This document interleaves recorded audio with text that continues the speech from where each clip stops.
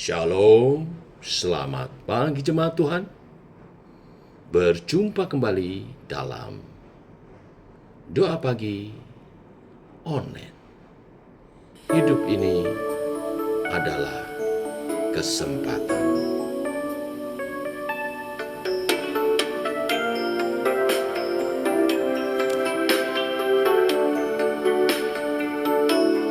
Hidup ini adalah kesempatan. Hidup ini untuk melayani Tuhan.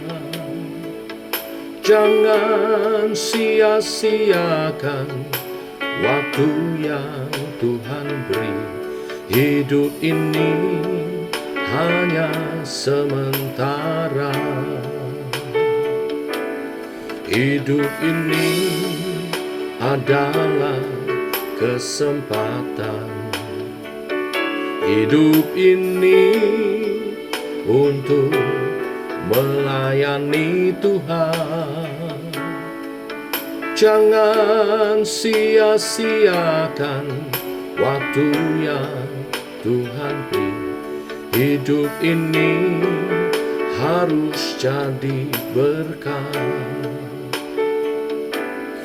Oh Tuhan, pakailah hidupku selagi aku masih kuat. Bila saatnya nanti ku tak berdaya lagi, hidup ini sudah jadi berkat.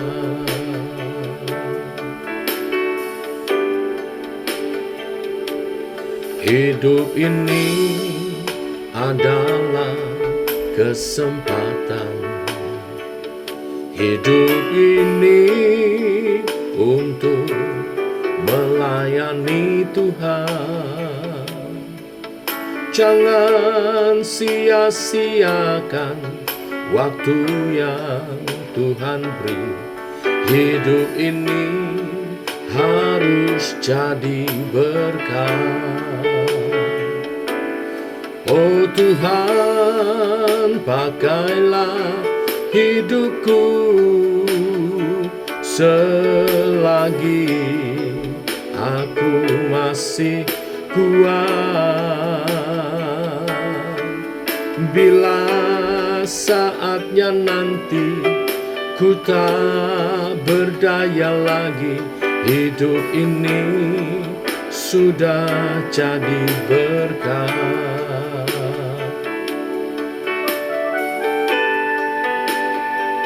Inilah hidupku Tuhan, pakailah seturut kehendak-Mu.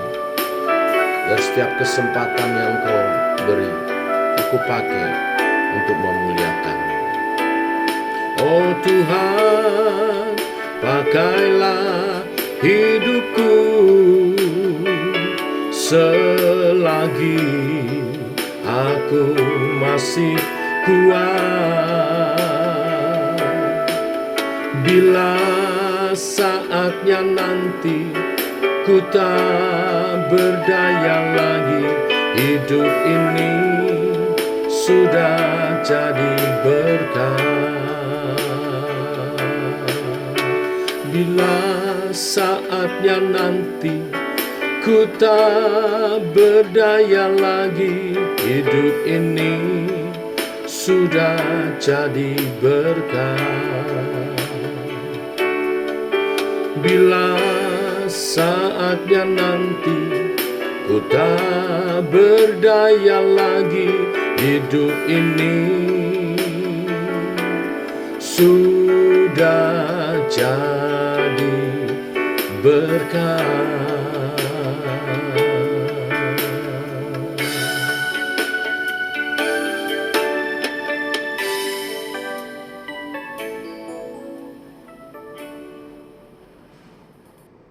Tiba waktunya untuk kami merenungkan firman-Mu. Firman-Mu lah suluh dan terang bagi jalan kami. Berfirman Tuhan, tuntun langkah kami sertai dan bimbing oleh kebenaran firman yang sebentar kami renungkan. Dalam nama Tuhan Yesus. Amin. Bapak Ibu, mari kita lanjutkan renungan firman pada pagi hari ini, Lukas pasal 16 ayat 19 sampai 31. Demikian firman Tuhan. Ada seorang kaya yang selalu berpakaian jubah ungu dan kain halus, dan setiap hari ia bersukaria dalam kemewahan. Dan ada seorang pengemis bernama Lazarus, badannya penuh dengan borok, berbaring dekat pintu rumah orang kaya itu, dan ingin menghilangkan laparnya dengan apa yang jatuh dari meja orang kaya itu. Malahan anjing-anjing datang dan menjilat boroknya. Kemudian matilah orang miskin itu, lalu dibawa oleh malaikat-malaikat ke pangkuan Abraham. Orang kaya itu juga mati, lalu dikubur. Dan sementara ia menderita sengsara di alam maut, ia memandang ke atas, dan dari jauh dilihatnya Abraham dan Lazarus duduk di pangkuannya. Lalu berserulah ia, katanya, "Bapa Abraham, kasihanilah aku. Suruhlah Lazarus supaya ia mencelupkan ujung jarinya ke dalam air dan menyejukkan lidahku, sebab aku sangat kesakitan dalam nyala api ini." Tetapi Abraham berkata, "Anak, ingatlah bahwa engkau telah menerima segala yang baik sewaktu hidupmu, sedangkan Lazarus segala yang buruk. Sekarang ia mendapat hiburan dan engkau sangat menderita. Selain daripada itu, di antara kami dan engkau terbentang jurang yang tak terseberangi, supaya mereka yang mau pergi dari sini kepadamu, ataupun mereka yang mau datang dari situ kepada kami, tidak dapat menyeberang." Kata orang itu, "Kalau demikian, aku minta kepadamu, Bapa, supaya engkau menyuruh dia ke rumah ayahku, sebab masih ada 5 orang saudaraku, supaya ia memperingati mereka dengan sungguh-sungguh, agar mereka jangan masuk kelak ke dalam tempat penderitaan ini." Tetapi kata Abraham, "Ada pada mereka kesaksian Musa dan para nabi. Baiklah mereka mendengarkan kesaksian itu." Jawab orang itu, "Tidak, Bapak Abraham. Tetapi jika ada seorang yang datang dari antara orang mati kepada mereka, mereka akan bertobat." Kata Abraham kepadanya, "Jika mereka tidak mendengarkan kesaksian Musa dan para nabi, mereka tidak juga akan mau diyakinkan, sekalipun oleh seorang yang bangkit dari antara orang mati." Sampai di sini pembacaan kita. Bapak Ibu jemaat Tuhan, kenikmatan dunia seringkali membuat manusia lupa bahwa yang mereka miliki sifatnya hanya sementara.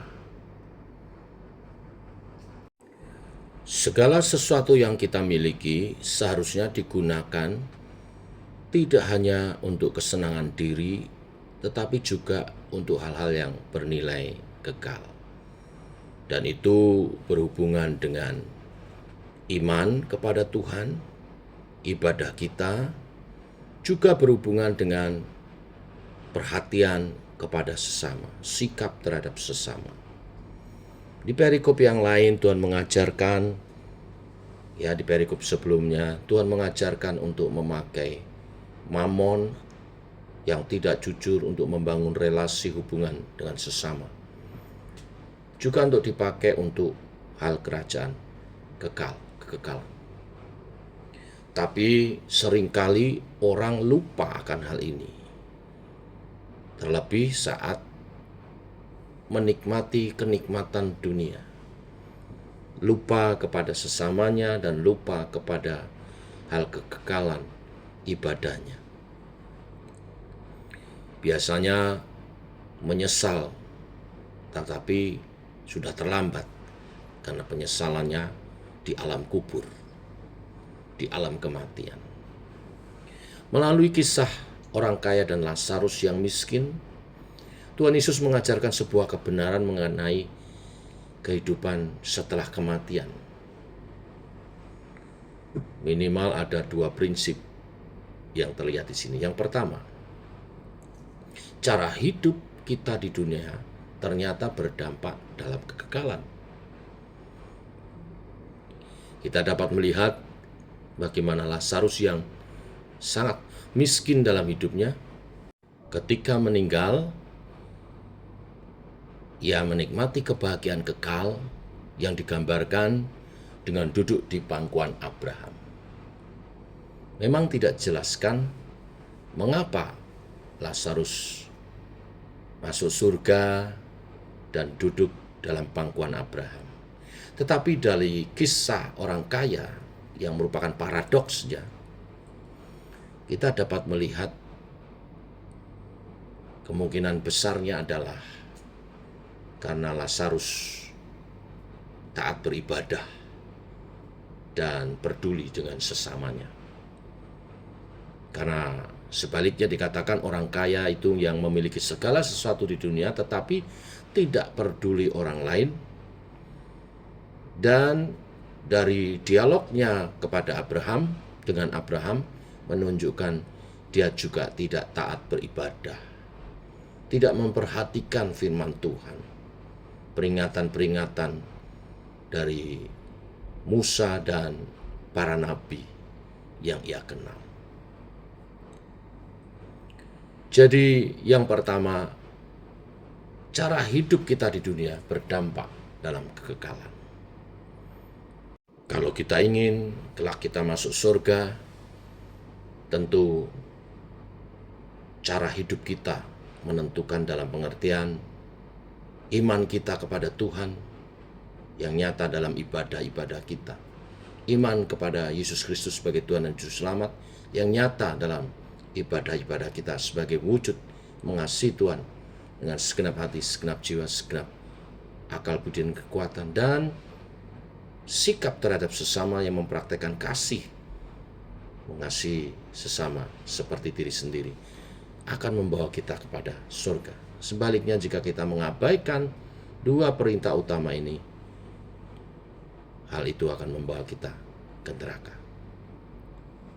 Hal kedua dari perikop ini ingin menyatakan kepada kita bahwa pada saat kita mati tidak akan ada kesempatan lagi untuk bertobat. Kesempatan bertobat itu hanya ada saat kita masih di dunia ini, masih ada nafas hidup.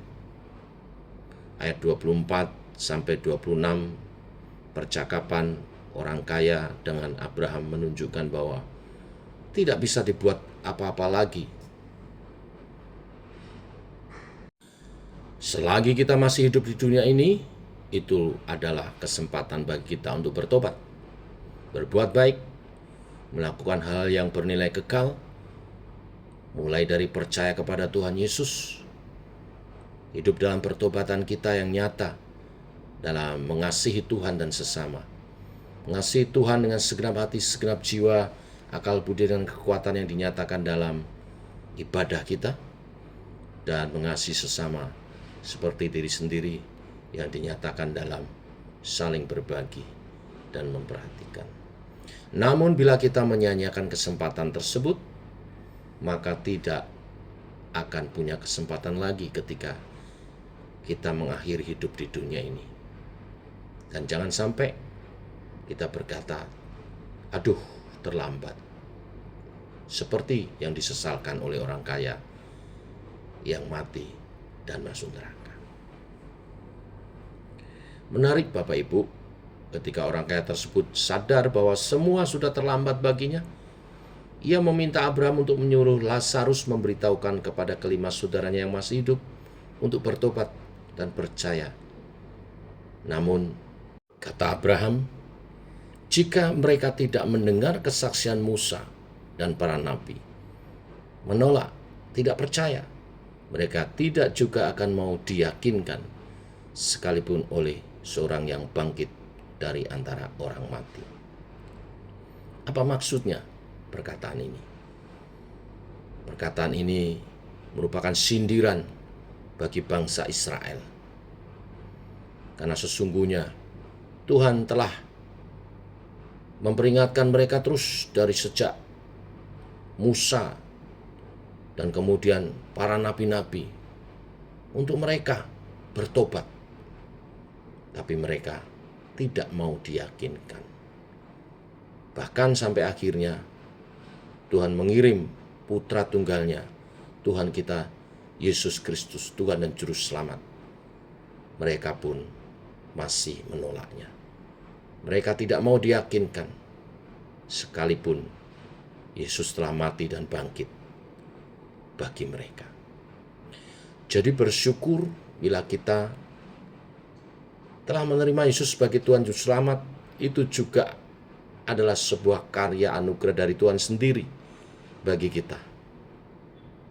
Lalu apa berarti kita sia-sia bila kita memberitakan Injil? Tidak, Bapak Ibu Saudara sekalian. Tidak sia-sia. Abraham berkata demikian karena Abraham telah tahu dari Tuhan bahwa saudara-saudara dari orang kaya ini, mereka memilih hidup duniawi, tidak akan percaya sekalipun ada dari antara orang mati yang bangkit memperingatkan mereka. Tetapi masih banyak orang yang bisa diyakinkan melalui pemberitaan kita. Masih ada hati-hati yang lembut yang bisa menerima kabar keselamatan. Terlebih bila disampaikan dengan kesaksian yang baik. Kalau hidup kita di dunia menjadi kesaksian yang baik, itu akan lebih menolong untuk kita memberitakan Injil, kabar baik, kabar keselamatan bagi mereka. Maka mari kita hidup dalam pertobatan kita, jangan sampai terlambat, dan beritakan Injil kepada saudara-saudara yang kita kasih supaya mereka juga kelak Tuhan memanggil kita ada di pangkuan Abraham atau pangkuan Tuhan Yesus sendiri. Tuhan memberkati. Mari kita berdoa. Kami mengucap syukur ya Tuhan oleh kasih dan rahmat-Mu pagi hari ini.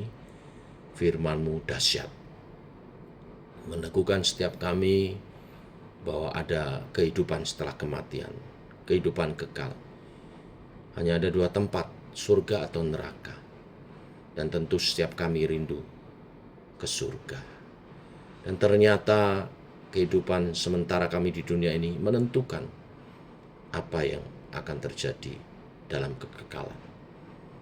Mereka yang beriman kepada Tuhan Yesus sebagai Tuhan dan Juru Selamatnya, yang dinyatakan iman itu melalui mengasihi Tuhan dan sesama, melalui ibadah dan sikap terhadap sesama yang benar, akan bersama-sama dengan Tuhan Yesus di surga.